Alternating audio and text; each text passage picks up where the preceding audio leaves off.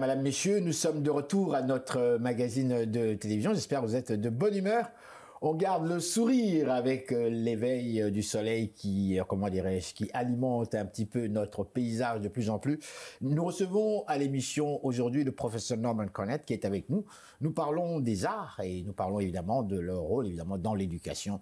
Bonjour professeur Cornett. Bonjour monsieur Ngaka. Rebonjour, c'est encore une fois un grand plaisir que de vous avoir encore une fois à notre magazine de télévision. C'est réciproque. Juste pour nous remettre un peu dans le bain, on va vous représenter un peu, juste pour situer un petit peu nos téléspectateurs. Alors, je vais devoir vous demander ma question classique, que l'on connaît déjà. Qui êtes-vous? Alors, il y a 38 ans, j'ai créé une nouvelle approche à l'éducation dont les arts constituent l'axe. Parce que je me suis posé la question que comment est-ce qu'on apprend? Comment pourrait-on mieux apprendre? Et je me suis rendu compte qu'il y avait une approche réductrice à l'éducation, c'est-à-dire lire, apprendre par cœur et répéter. Donc ce cycle, c'était englober toute l'éducation. Or, l'éducation, à mon humble sens, va de pair avec la condition humaine. D'accord. Elle est pluridisciplinaire, pluridimensionnelle. D'accord. Professeur Cornett, je me permets ici de vous poser ma première question. Je situe un petit peu, comment dirais-je, le format même que vous venez de nous présenter. C'est-à-dire, dans l'éducation, nous parlons de la lecture, nous parlons aussi soit apprendre par cœur, donc, et aussi être attentif à ce que le professeur raconte devant, donc retenir, noter. Il est Dieu, il a les connaissances normales et on a les lectures. Et en fait, quelque part, c'est ce que moi j'ai reçu. Chez les pères jésuites, et je trouvais ça terrible, je trouvais ça très dur à l'école secondaire particulièrement, il fallait apprendre par cœur. Soit en latin et tout, il fallait, et même reproduire des fois ce que le professeur a dit. Durant certains tests, certains examens, le professeur demandait vraiment des questions précises par rapport à ce qu'il avait dit dans son cours. Donc, si vous n'avez pas participé au cours, vous avez des sérieux problèmes. Or, vous remettez en question cette méthode de formation. Pourtant, les pères jésuites vous diraient, mais lorsque quelqu'un vient, il ne sait pas. Il ne sait pas. Donc, on lui fournit le plus d'informations possible, quitte à ce qu'il apprenne même par cœur, sans qu'il comprenne même. Et on lui balance ça, on lui donne ça. Après, plus tard, lui-même, il va dépouiller un peu, il va comprendre. Il y a certains éléments, le fait qu'il a appris par cœur, il n'aura pas d'effort à faire pour aller chercher parce qu'il l'aura appris par cœur. Moi, je m'en sers aujourd'hui dans tout ce que je fais. Alors, vous remettez carrément en question cette manière de faire. Que proposez-vous? Tout à fait. Donc, mon approche dialogique, en fait, le premier principe, comme on dit en philosophie, c'est que l'éducation n'est pas à sens unique. Ce n'est pas le prof, de façon magistrale, qui parle et comme si les étudiants étaient des verres vides, puis des contenants vides, puis là, le prof va le remplir, puis l'étudiant va le verser lors de l'examen.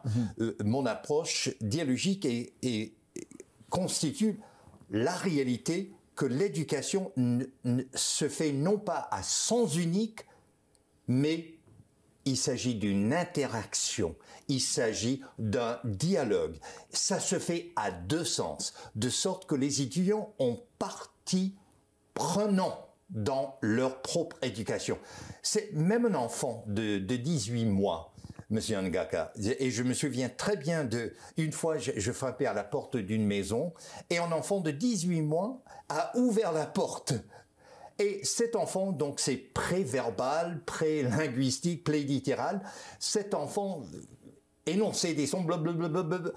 Je ne savais pas ce que cet enfant de 18 mois voulait me dire, mais je savais que cet enfant avait beaucoup à dire dès l'âge de 18 mois.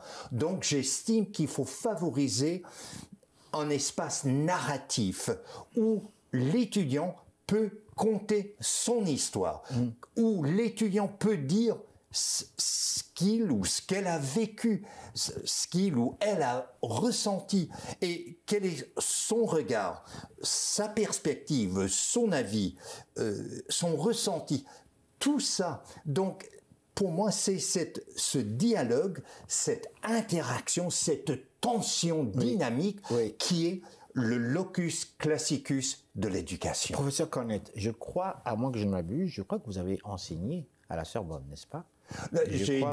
On m'a invité à faire des cours. Invité à la Sorbonne. Bien. C'était pendant la pandémie par Zoom. D'accord. On parle ici quand même d'une université française, n'est-ce pas? D'une université européenne. Du moins de ce dont je me rappelle, à moins qu'il y ait un changement quelconque, dans la formation des universitaires dans des pays tels que la France, tels que la Belgique, tels que l'Angleterre même, les étudiants, quand ils arrivent dans une salle de cours, on considère qu'ils sont responsables. On ne les oblige pas de venir dans les cours, mais ils savent qu'ils sont responsables parce qu'ils sont à l'université. Ça veut dire quoi? Ça veut dire que le professeur parle devant. D'abord, le professeur, c'est un dieu. Ce n'est pas n'importe qui, c'est monsieur le professeur, c'est un dieu. Vous ne lui parlez pas, vous ne lui adressez pas la parole. C'est lui qui parle, c'est lui qui transmet la matière. Et vous prenez des notes. Libre à vous de venir ou non. Mais sachez qu'à la fin de l'année, durant les examens, le professeur va poser des questions précises par rapport à ce qu'il a raconté, lu et analysé. Son analyse à lui, sa vision, sa manière de voir les choses comme telles. Votre passage dans cette université, premièrement, l'avez-vous constaté? Ou est-ce que pour vous, en tant que professeur invité, naturellement, il y a eu échange avec les étudiants, ou bien vous avez fait la même chose que les autres professeurs, vous venez, vous balancez votre contenu et on vous applaudit et on ne pose pas de questions, peut-être pas de questions. Alors là, vous venez, Monsieur Ngaka, de mettre votre doigt sur mon approche dialogique, les questions. Or, les questions, et c'est même le principe opérateur de mon approche dialogique, le voici. Il n'y a qu'une mauvaise question, celle qu'on ne pose pas. Or, questionner, c'est l'engin, c'est la force motrice de l'éducation. Donc, nous, on doit garder en tête, en tant que professeur, éducateur, pédagogue, dans quelle mesure est-ce qu'on favorise, on incite même aux questions, au questionnement, à s'interroger. Et là, ça se fait à deux sens. Et vous savez, tant et aussi longtemps que l'éducation reste purement passive, je suis assis, et ça, dans les universités, heure après heure, pendant 3 heures, 6, 8 heures.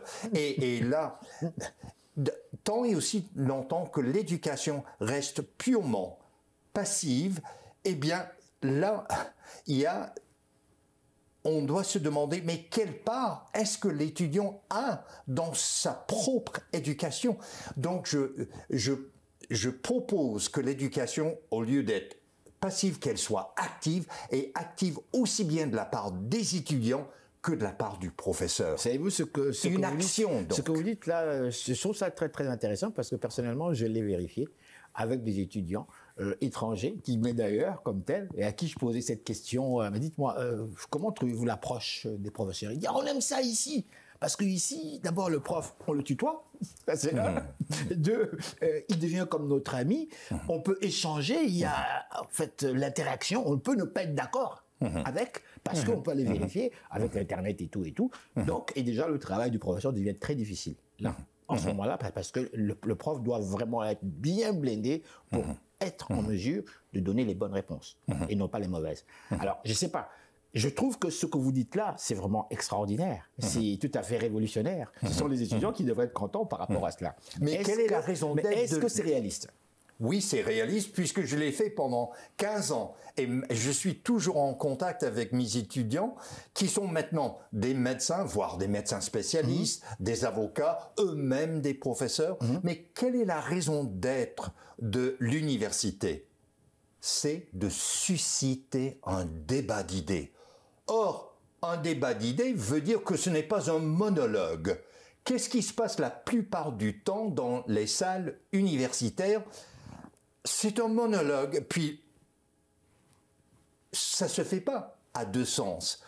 Donc je dis, il faut viser un dialogue entre le prof et l'étudiant, voire une expérience polyphonique, c'est-à-dire qu'on entend toutes les voix dans la salle de classe, qu'on devient un chœur qui chante, mais un chœur de connaissances, d'idées et de questions. Professeur Cornette, vous teniez à parler des arts, le lien avec les arts, et je vous ramène sur justement votre sujet. Mais pourquoi les arts? Eh bien, M. Ngaka, ce qui démarque les êtres humains de toutes les autres créatures sur la planète Terre, c'est la pensée créative et l'expression créative. Et je vous donne un exemple. La pensée créative et l'expression créative. Et je vous donne un exemple. Oui, le symbole même du Canada, c'est le castor. J'adore ces bêtes. Et le castor est excellent ingénieur. Mais le castor fait le barrage à peu près de la même façon que le castor soit au Québec, que le castor soit au Manitoba, que le castor soit en Colombie-Britannique ou ailleurs dans le monde. Mais prenez l'environnement bâti des êtres humains, prenez l'architecture des êtres humains, prenez les habitats, voire les maisons, les résidences des êtres humains. Nous, on peut les faire de mille et une façons, puisqu'on est des êtres créatifs. Or, c'est ça la pierre de touche de la condition humaine, la créativité, la pensée créative, l'expression créative, de sorte que dans la salle de classe, on doit surtout promouvoir, nourrir, développer, cultiver même la pensée créative et l'expression créative. La pensée créative, l'expression créative. Professeur Cornette, dites-moi, que répondez-vous à... Je ne citerai pas le pays, je ne citerai ni le lieu comme tel, mais il y a une vision qui émerge de plus en plus et qui dit, voilà, pourquoi parler de la pensée créative? Pourquoi? C'est trop compliqué, on n'a pas le temps, on copie. On copie et on améliore. On copie parce que ça marche. On ne copie pas parce que ça ne marche pas. On copie parce que ça marche et on l'améliore. Il y a des pays qui le font. Tout à fait. Et qui font une forte compétition actuellement au sein de l'échiquier économique international.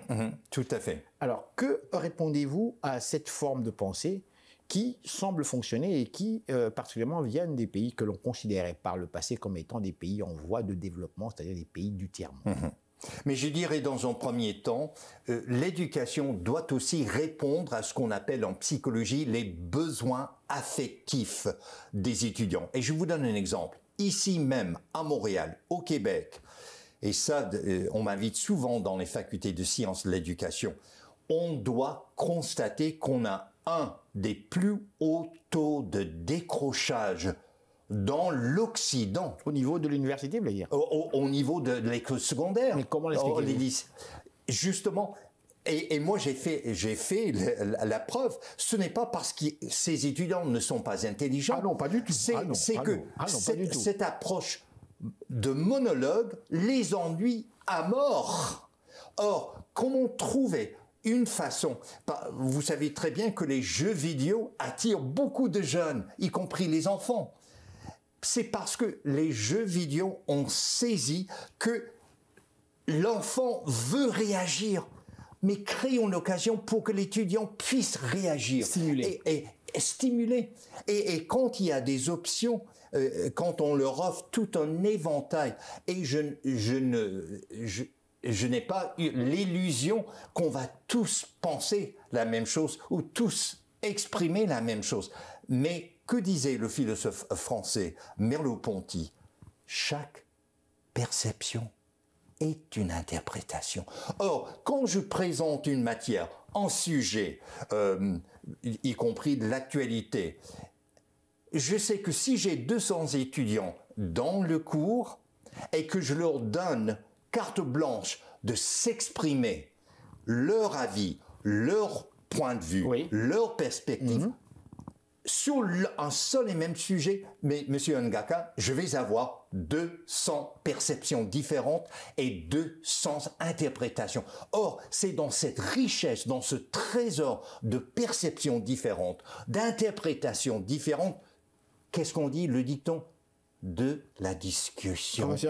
De la discussion jaillit la lumière. Est-ce que les étudiants ont-ils toujours le courage de s'exprimer, en fait, de parler vraiment, de présenter leurs pensées ou leur point de vue de manière objective. Je veux dire par là, par rapport à ce qu'ils pensent réellement. Ou bien, très bonne question. Ou bien devant un professeur d'université, n'est-ce pas, qui connaît, qui a lu, parce que je me rappellerai toujours de ce professeur qui nous disait toujours, je suis pas meilleur que vous. La seule différence, c'est que moi, je lis plus que vous.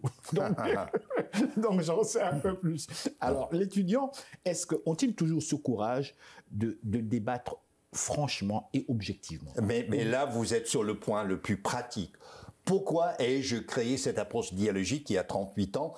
Parce que je me suis rendu compte que les étudiants ont une peur bleue. Ben forcément. De dire une réponse, de poser d'abord une question stupide et de donner une réponse stupide. Or, il fallait que je crée un espace non menaçant. Et comment est-ce que j'ai fait? Je leur ai présenté, et je vous donne un exemple, le Premier ministre du Canada, le très honorable Paul Martin. J'ai fait un atelier dialogique avec le Premier ministre Paul Martin. À l'insu des étudiants, je leur ai remis ses écrits à lui, mais j'ai biffé son nom, j'ai biffé le titre du livre, j'ai biffé les chapitres, j'ai biffé les pages, je leur ai remis et je leur ai dit, je vous invite à vous exprimer sur cet écrit de façon non censurée.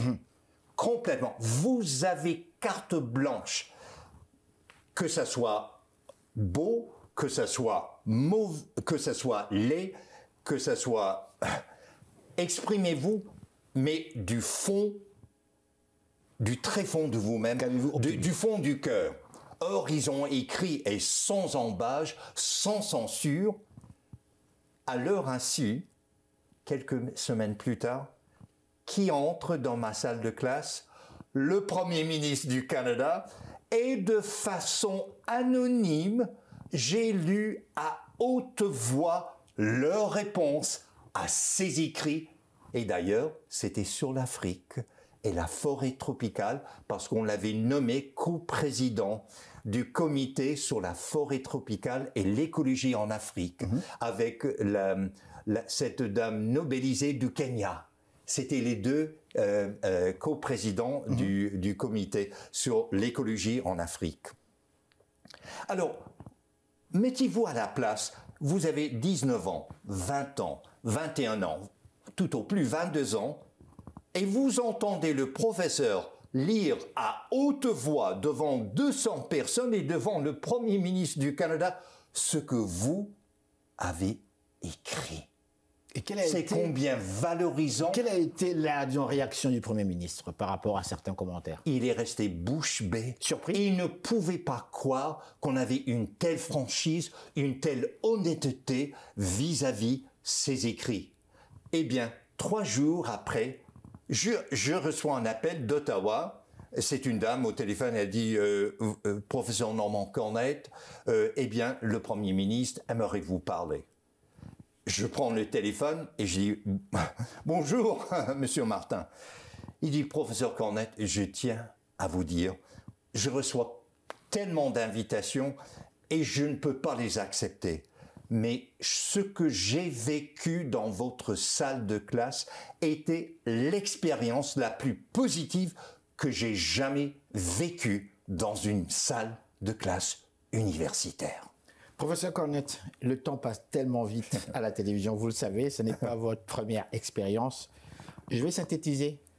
Qu'est-ce que le public qui nous a suivis jusque-là peut retenir par rapport à notre conversation? Je vous laisse aller. Communiquer à l'étudiant une confiance en soi-même que cet étudiant peut faire face même au Premier ministre du Canada. Et c'est d'autant plus actuel puisqu'on est en période électorale. Professeur Cornet, nous allons vous dire merci. Merci. Ça n'est pas la dernière fois qu'on vous reçoit. Merci à vous, Monsieur Ngaka. Merci. Voilà, madame, monsieur, restez là. Nous sommes de retour tout de suite après ces réclames publicitaires.